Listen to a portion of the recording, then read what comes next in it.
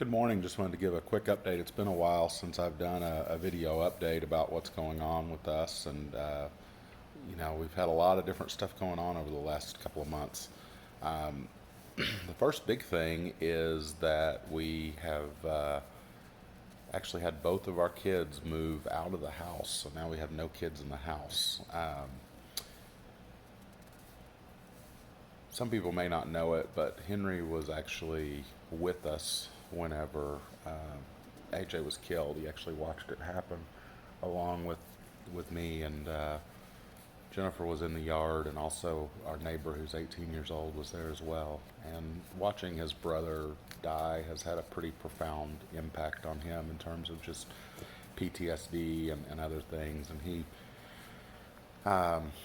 he really felt like he needed a change, and so he is transferring to a different school district. And to make that happen, we actually rented an apartment for Hannah in Rockwall, and all of Hannah's college courses are remote, so she's going to live in Rockwall and do another semester at Texas A&M Commerce.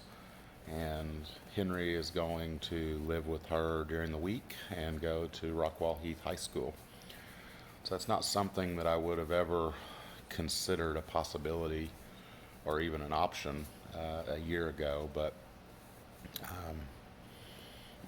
he really felt like he needed a change, and we've spent a lot of time talking about it as a family and came to the decision that we were going to make that happen. So that's one big thing, is that we've gone from two kids living in the house to no kids living in the house at least part of the time, and that's a big transition. So we got that apartment set up last week, and they're going to start living in it pretty quick whenever we get everything set up and the internet and things done this week. Another thing is we got Puppy. He just came over to see me.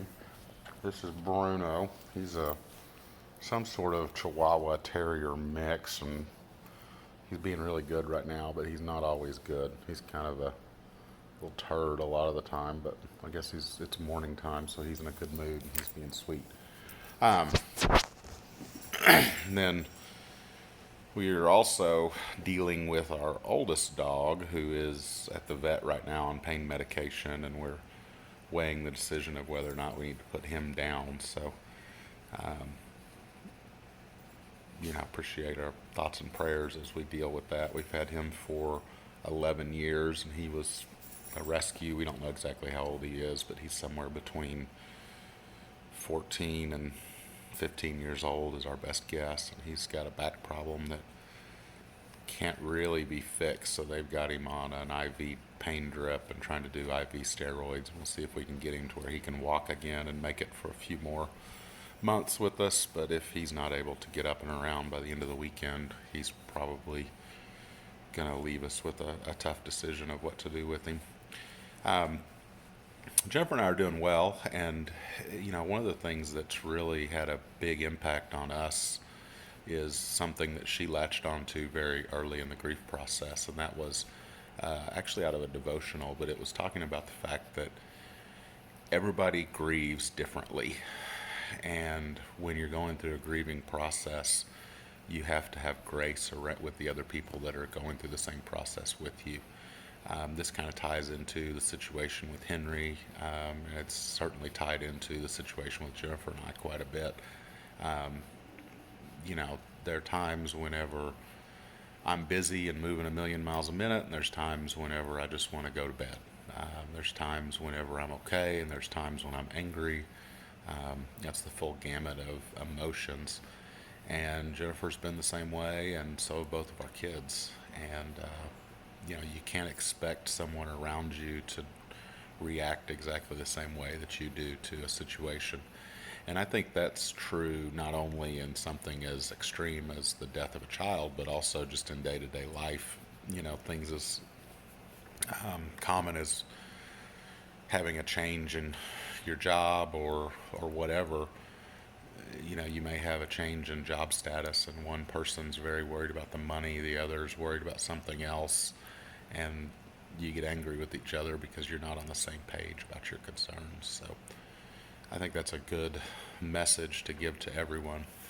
But anyway, that's all the update that I wanted to give today. Just thank you everyone for the continued thoughts and prayers, and we continue to keep plugging along. Jennifer's started back to work this week at Lee Elementary in Caddo Mills. She's one other big change is she's moved from her position as an aide working with special needs kids into the office working with attendants. She felt like she needed to make that change just because of the emotional energy it takes to work with the special needs department every day.